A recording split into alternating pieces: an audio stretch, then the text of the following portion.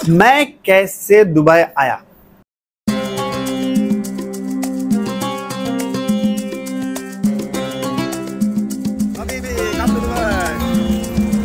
Welcome to Dubai. Medical field में कैसे आप आ सकते हैं। अगर आपको डॉक्यूमेंट वेरिफिकेशन करना पड़ता है तो कौन कौन से डॉक्यूमेंट वेरीफाई करना पड़ता है, और आप भी अगर आना चाहते हैं तो क्या क्या प्रोसेस से आना पड़ता है।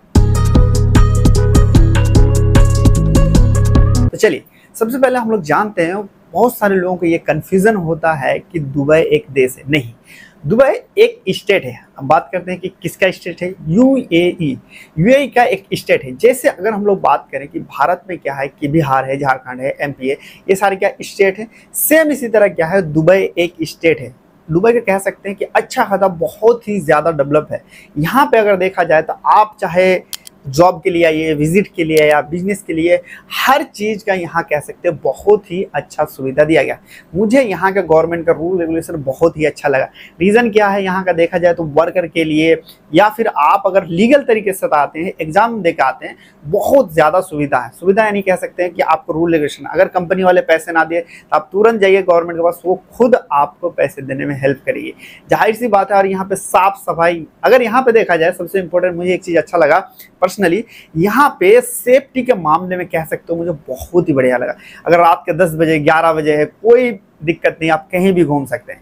अब बात करते हैं सबसे पहले कि अगर आप आना चाहते हैं, एग्जांपल लेते हैं सबसे पहले कि मेडिकल फील्ड में आपको अगर आना है। मेडिकल फील्ड में अगर आना है तो आपको एक एग्जाम होता है जिसका नाम है DHA, दुबई हेल्थ अथॉरिटी। आपको यहाँ आने से पहले इसका आपको एग्जाम क्लियर करना पड़ता है। और इसमें एक इम्पोर्टेंट है कि आने वाले वीडियो में हम आपको क्लियरली बताएंगे, इसमें 3 अटेम्प्ट आप दे सकते हैं। ये इंपॉर्टेंट, कितने? 3 अटेम्प्ट।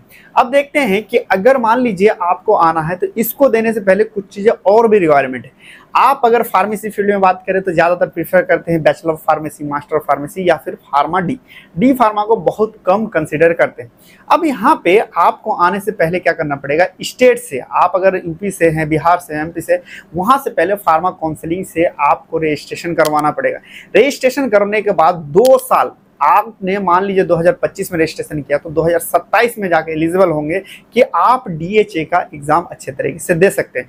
क्योंकि यहाँ पे एग्जाम का क्या है, क्राइटेरिया यही रखा है कि 2 साल आपको एक्सपीरियंस होना चाहिए कि आप वहाँ पे काम करें।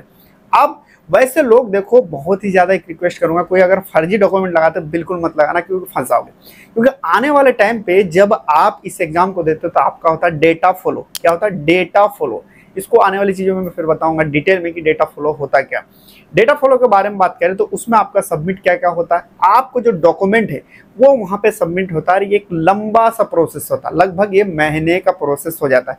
जैसे कि सबसे पहले नोटरी होगा, फिर SDM के पास जाएगा, स्टेट से होगा, HRD से होगा, उसके बाद फिर फाइनली आपको जाएगा एम्बेसी। अगर दुबई का है तो दुबई के एम्बेसी से जाके, जिसको हम लोग मोफा अटेस्टेशन के नाम से जानते हैं, उसके बाद आपको डॉक्यूमेंट मिलता है। यानी वो डॉक्यूमेंट आपको ये चीज़ कह रहा था कि आप फुल्ली वेरीफाइड हैं। अगर वो नहीं हुआ, कहीं आपने गलत बना लिया तो कहीं ना कहीं आप फंस जाइए, क्योंकि बहुत हार्ड यहाँ पे वेरिफिकेशन करता है, तभी आप चीज़ें आगे कर पाते हैं। जब आपका DHA क्लियर हो जाता है और बात करें तो अटेस्टेशन। अब देखो, 2 चीज़ अगर बात करें, लोगों को पता होता है कि अच्छा DHA का एग्जाम, दुबई का एग्जाम हम इंडिया में कैसे देते हैं। गुड़गांव में बहुत सारी ऐसी कंपनी है, वहाँ पे जाके आप इजीली से उसे दे सकते हैं।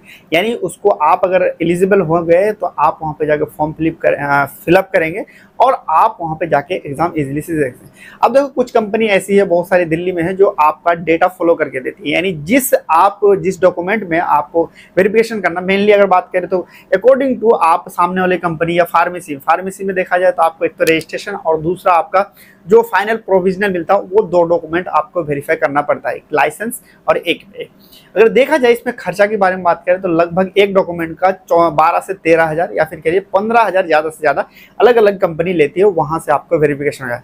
जब आप DHA क्लियर कर लेते हैं, फिर आप क्या करते हैं, DHA क्लियर कर लिया, डेटा फॉलो कर लिया, उसके बाद फाइनल स्टेप आता है फिर आपका इंटरव्यू। देखो, लोग क्या सोचते हैं या फिर मिसकंसेप्शन ये होता है, हमने DHA क्वालिफाई कर दिया तो मेरा जॉब पक्का हो गया दुबई में। नहीं, सिर्फ ये चीज कंफर्मेशन होता है, जैसे कि आप 2 साल पढ़ाई करके डीएचए 2 साल क्वालिफाई करके रजिस्ट्रेशन कंफर्मेशन करते हैं, उसी तरह डीएचए क्वालिफाई करके सिर्फ आप ये चीज करिए कि हाँ एलिजिबल है, वहां जाके आप काम कर सकते हैं। फिर आता है नेक्स्ट और फाइनल प्रोसेस, ये चीज कह सकते हैं आने का, कि आपको क्या करना पड़ेगा, बहुत एजेंसी है या फिर डायरेक्ट आप अपना सीवी भेज सकते हैं। दुबई के बहुत सारे आपका फार्मेसी स्टोर है या फिर मेडिकल फील्ड है, आप वहाँ पे स्टोर में भेजेंगे, वो एक्सेप्टेंस, वो वीज़ा भेजेगा, तभी अदर प्रोसेस होगा। जब आप क्वालिफाई कर देते हैं और आप वहाँ पे इंटरव्यू कंडक्ट करते हैं, मेनली ऑनलाइन इंटरव्यू कंडक्ट होती है, जब आप वहाँ पे क्वालिफाई करता है तो उसके बाद फिर आपको मिलता है एक एम्प्लॉयमेंट वीज़ा, जो लगभग 60 दिन का वैलिड रहता है। उसके अंतर्गत आपको वहाँ जाके आपको ज्वाइन करना होता है। नेक्स्ट में मैं आपको बताऊँगा कि वहाँ पहुँचने के बाद आपको क्या क्या प्रोसेस करना पड़ता है।